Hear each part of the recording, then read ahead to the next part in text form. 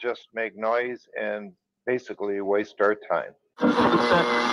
Dear members of the media and the public, I welcome you. Live from the heart of Atlanta, Georgia, and beyond, Hour 1 of the Von Haessler Doctrine begins right now.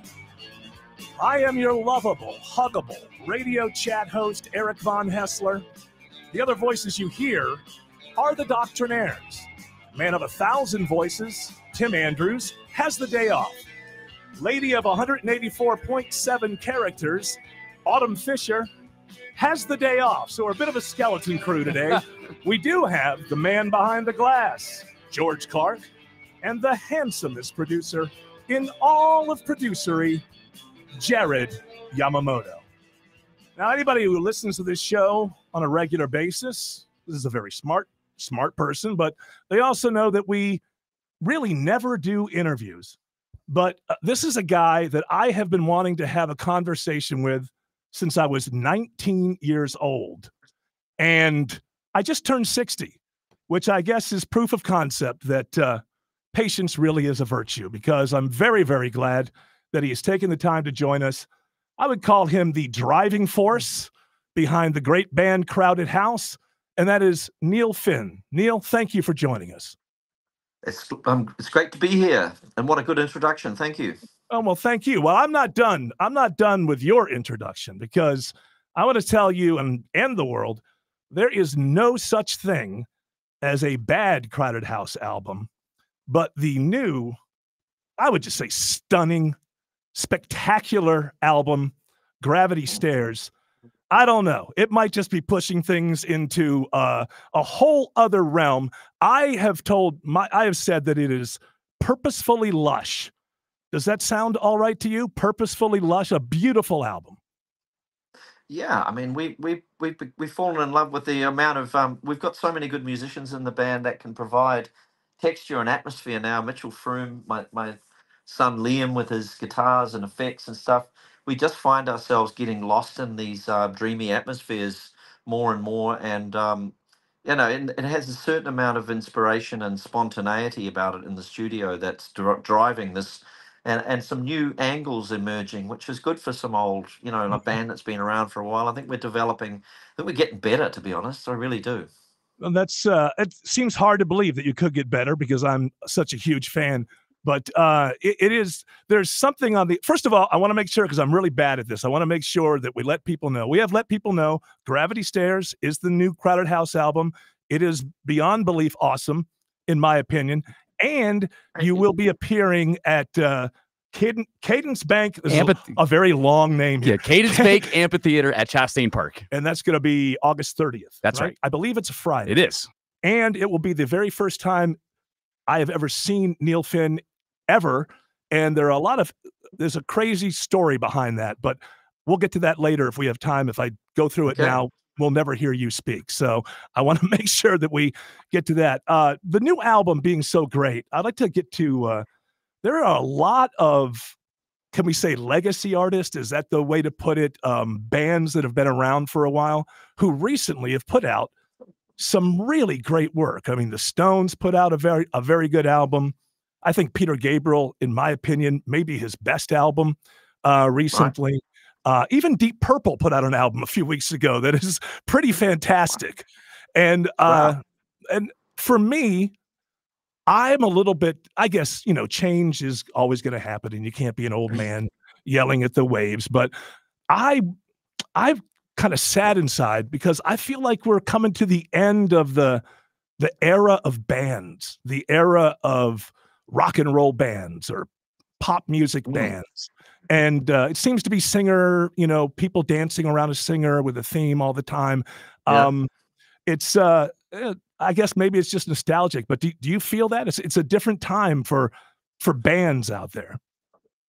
Yeah, and I think in a way, though, it means that it feels more valuable and more precious and rare. So worth attaching yourself to. But not to say that you should be Luddites in terms of we embrace a lot of the new technologies, but there's something about sitting in a room with a band and working a song out from scratch.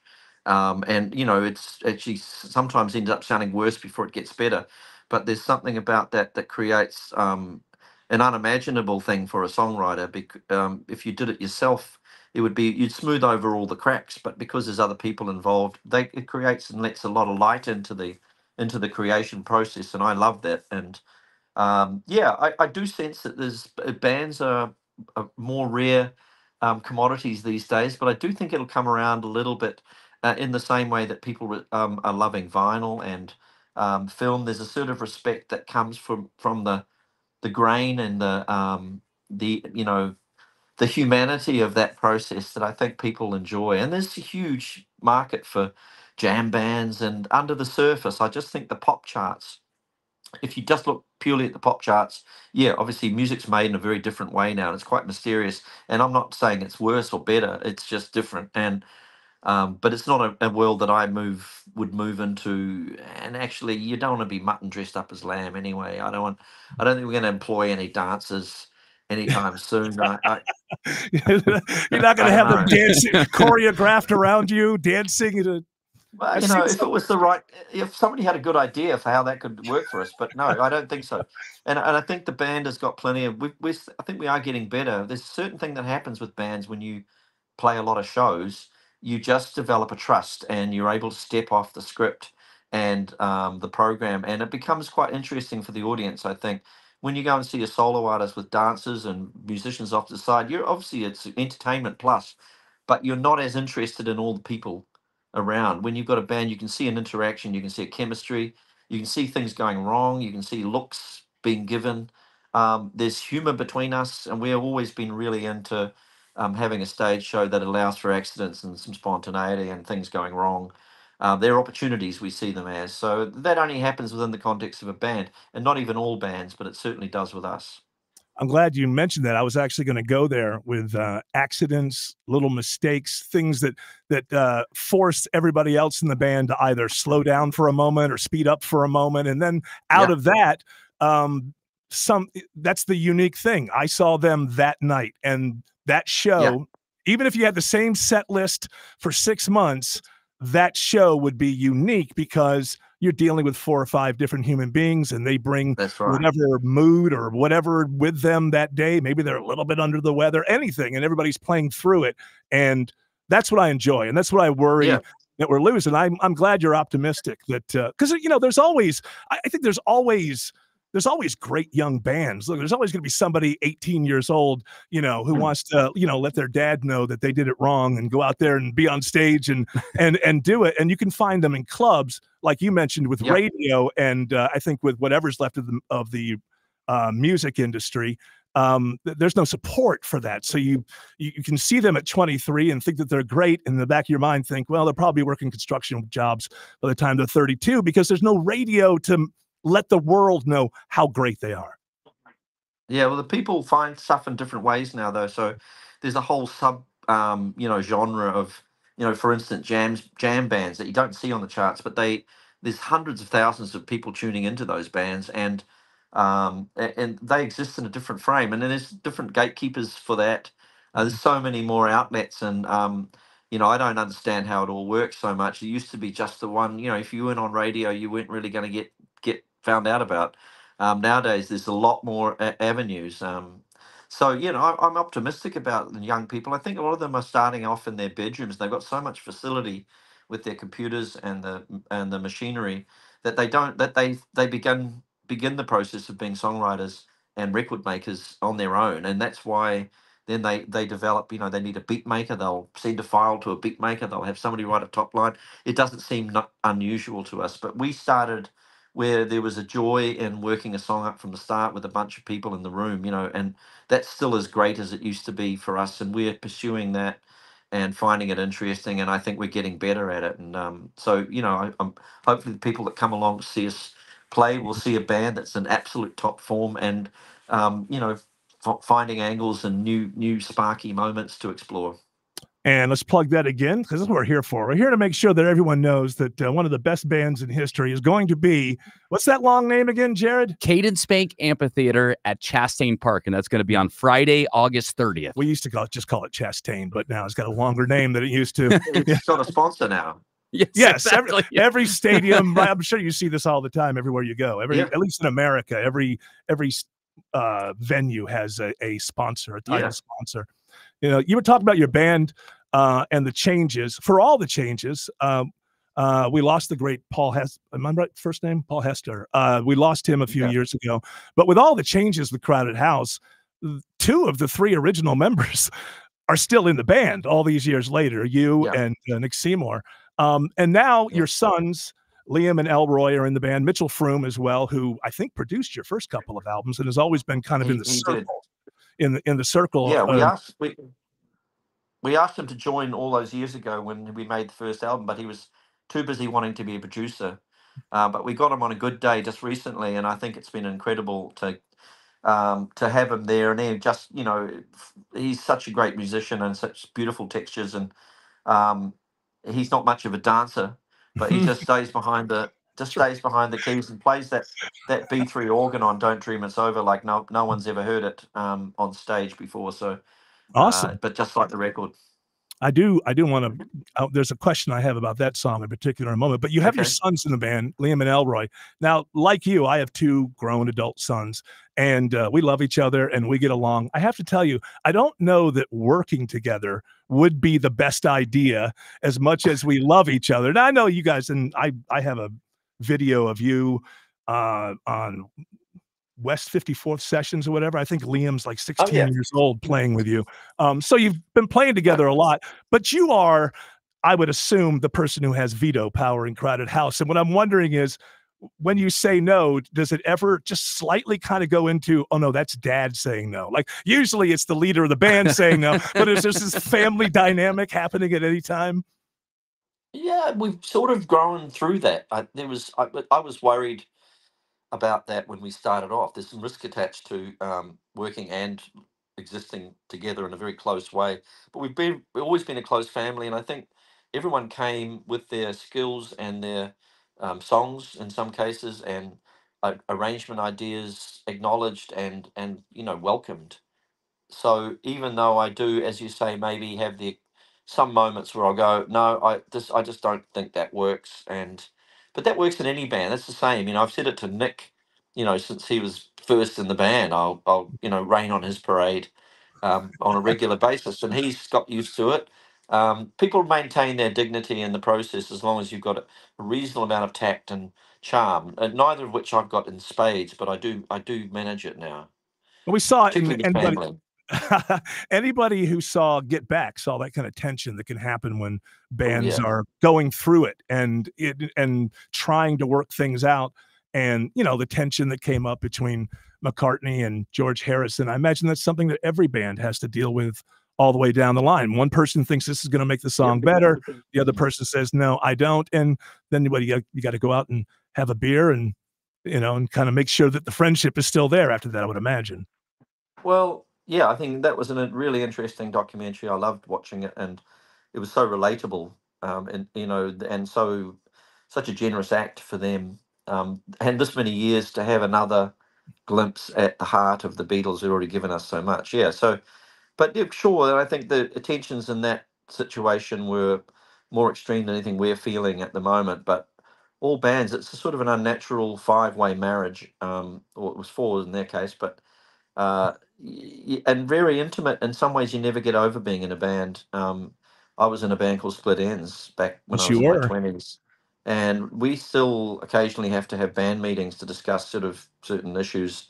They're trying to make a film about us at the moment. So, but honestly, the same points of pride and egos come up now. It's that long, and it, we still don't agree on anything when we have a band meeting. So it's kind of phenomenal. I think in those early years when you're in a band, it's some kind of special holy grail that you're on, some sense of mission that creates, and in some cases ends terribly. In many cases ends terribly with egos combating each other, and in many cases bands don't even speak to each other. And I can't even imagine what it's like now to be in a band that's having a reunion tour and everyone hates each other. I just couldn't imagine. That would be just so awful. As it turns out, we really like each other and we have a good time and we laugh a lot, and we also enjoy playing music. So I feel very lucky. I got to tell you very quickly the reason why, even though I know every song on every album of every band you've ever been in and all your solo albums and everything, this will be the first time I see Crowded House. I very quickly want to walk you through this because I might be hit by lightning before the show starts because something always keeps me away. But let's go back real fast, and I know we have to wrap up. So 1982 or 3, Split Enz is opening for Tom Petty in the town that I'm from, Rochester, New York.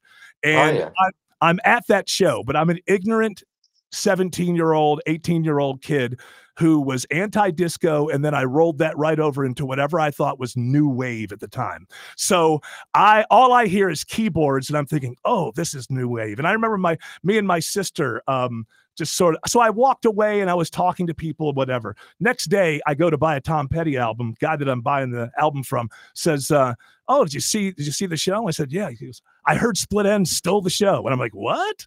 And then about 2 months later, MTV came to the town and they had all kinds of Split Enz stuff. And I immediately fell in love with it. So that's number one. I was in the room, you were playing, I was ignoring you. Number two, the Woodface tour, my wife and I and another couple driving down the New York State Thruway, and all of a sudden there's a whiteout snowstorm that closes down the Thruway, and we're lucky to get into a hotel and not freeze to death. So that's the second time I tried to see you. The third time, Intriguer tour, you were in Atlanta. I bought the tickets like 4 months before the show, bought 6 tickets. I'm going to take all my friends. Forgot about the date. Got home, listened to my own radio station at 8:30 at night. Oh, the Crowded House show tonight. I've got 6 tickets in the drawer and no time to get into Atlanta. So I might very well get hit by lightning before I see this show, but I'm going to do everything I can to see this show. Yeah, I think you better make sure that you get there, I think, this time. And I'll may remember this conversation and give you a slight acknowledgement. Fourth time lucky. Fourth time lucky. I think I know we only have a couple of minutes left. So one thing on my mind is you brought up "Don't Dream It's Over," which is the worldwide. There are many people, I'm sure, in America anyway. Your name and that song, your Crowded House and that song, it may be the whole universe of what people play it at weddings and funerals and all that.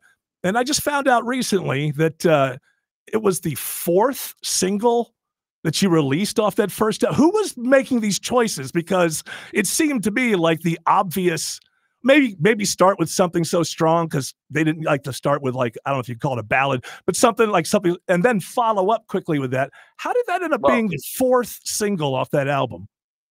Well, the answer is that it wasn't obvious. Nobody picked it as a hit, and things don't. Maybe with other people it's different. Maybe you can, but with us it's always been like I've never been able to pick a single. They only become obvious once they're hits, and of course now it seems like it would always have struck people. But there was that thing you mentioned about everyone thought you needed an up song to make it onto pop radio, and we've had more success with ballads and medium tempo songs. I don't know why, and it's not a science with us at all. We stumble along, and like I said, I've never been able to pick a single. So thankfully, some of them have leapt out, and what I'm grateful for is that with the audience we have that come along now, they're craving to hear songs that weren't necessarily singles even, and so we get a really broad spectrum, and a very the audience is tolerant, and in fact they're willing and they're enthusiastic about a broad selection of songs. So yeah, couldn't be happier. That's what I'm looking forward to. I just want to, just as a compliment, I want to say that, your songs, the lyrics are just, and on the new album, just some unbelievable lyrics and outstanding songs. And one of them, some greater plan. Every once in a while, you just go a little bit. I know you and your brother, I think, wrote that because his voice is on there. Yeah. But it's hard to have a standout track on such a great album, but that one to me is. Do you ever know that one's that one's even just a little bit better than most when you're done with them? Well, it's interesting you pointed that one out because we just made a video for it, and it'll be coming out as probably our 4th single. So you and I are both, you and I are both 4 times lucky. Yes, exactly. There's a lot of force going on here. And we really do have to go, but I have to give you this compliment, which is that, my wife and I have been together for 38 years. Somewhere in the 2000s, like all families, we went through kind of a thing. And my wife gravitated toward Lullaby Requiem off of Right. here. It was called One All. I think there it was called 1-0. Although that song That's wasn't right. on the 1-0. It was. I'm glad you changed it because Man, you really do know your stuff. Neil, when I said this is a conversation I've been wanting to have since I was 19 years old, Yes. I meant it. I'm a huge fan. I put you right up there in the Paul McCartney category, and I hope that everyone comes out and sees the show along with me for the first time in all of these years. And unlike that stupid idiot in Rochester, New York in 1983 or whatever, I will actually be paying attention because I love everything that you've done, honestly. And it's just been an absolute treat to speak with you. I'm glad that you took this time. And again, the new album, Gravity Stairs, is, I don't know what to say. I use the word elegant about it. It's beautiful. It's a beautiful album. Right. And I really appreciate you, and I can't wait to see you in concert. Thanks a lot. Oh, great. We'll see you at the show, man. Absolutely. As long as I don't get hit by lightning.